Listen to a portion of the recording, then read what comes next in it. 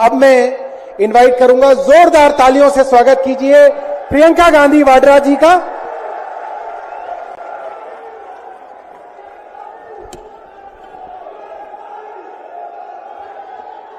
मंच पर उपस्थित सभी नेतागण,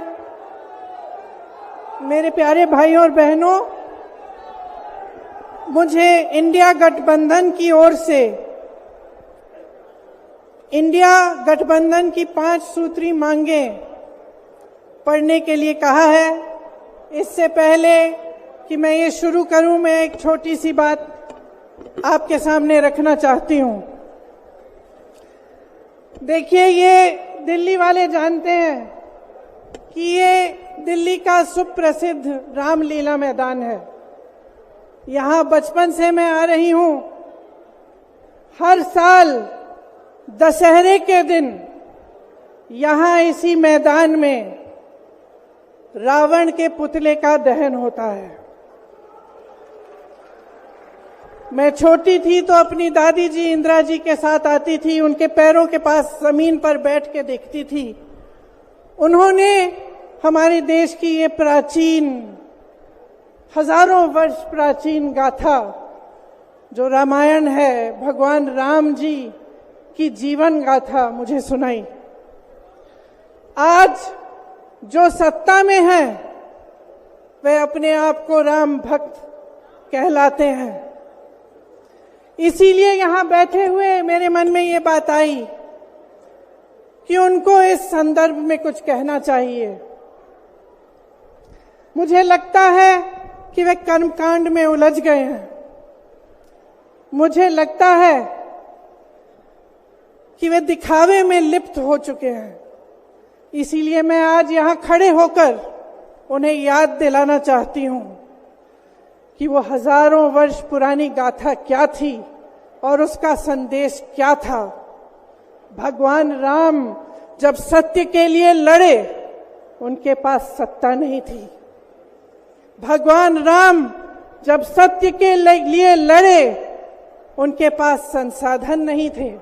उनके पास तो रथ भी नहीं था। रथ रावण के पास था, संसाधन रावण के पास थे, सेना रावण के पास थी, सोना रावण के पास थी, वो तो सोने की लंका में रहता था।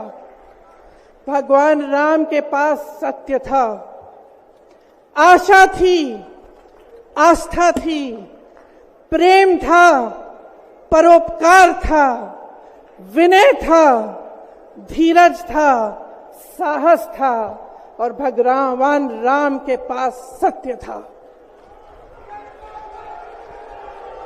मैं सत्ता में बैठे हुए सरकार के जितने भी सदस्य हैं, अपने प्रधानमंत्री नरेंद्र मोदी जी को याद दिलाना चाहती हूं कि इस जीवन राम भगवान के जीवन गाथा का क्या संदेश था। सत्ता सदैव नहीं रहती, सदैव नहीं रहती सत्ता। सत्ता आती है, जाती है, अहंकार चूर चूर होता है एक दिन। यही संदेश था भगवान राम का, उनके जीवन का। और आज यहां रामलीला मैदान पर खड़े हुए इंडिया गठबंधन की 5 मांगों को पढ़ने से पहले मुझे ये उचित लगा कि मैं ये संदेश एक बार फिर दोहराऊं। इंडिया गठबंधन की 5 सूत्री मांगें भारत के चुनाव आयोग को लोकसभा चुनावों में समान अवसर सुनिश्चित करना चाहिए। दूसरी मांग, चुनाव आयोग को चुनाव में हेराफेरी करने के उद्देश्य से विपक्षी राजनीतिक दलों के खिलाफ इनकम टैक्स, ईडी और सीबीआई द्वारा की जाने वाली बलपूर्वक कार्रवाई को रोकना चाहिए। तीसरी मांग, श्री हेमंत सोरेन एवं श्री अरविंद केजरीवाल जी की तत्काल रिहाई की जाए। चौथी मांग, चुनाव के दौरान विपक्ष के राजनीतिक दलों का आर्थिक रूप से गला घोटने की जबरन कार्रवाई तुरंत बंद होनी चाहिए। पांचवी मांग, चुनावी बांड का उपयोग करके बीजेपी द्वारा बदले की भावना, जबरन वसूली और धन शोधन के आरोपों की जांच के लिए सुप्रीम कोर्ट की निगरानी में एक एसआईटी गठित हो जानी चाहिए। बीजेपी शासन द्वारा पैदा की गई अलोकतांत्रिक बाधाओं के बावजूद इंडिया गठबंधन लड़ने, जीतने और हमारे लोकतंत्र को बचाने के लिए दृढ़ और आश्वस्त है। जुड़ेगा भारत, जीतेगा इंडिया।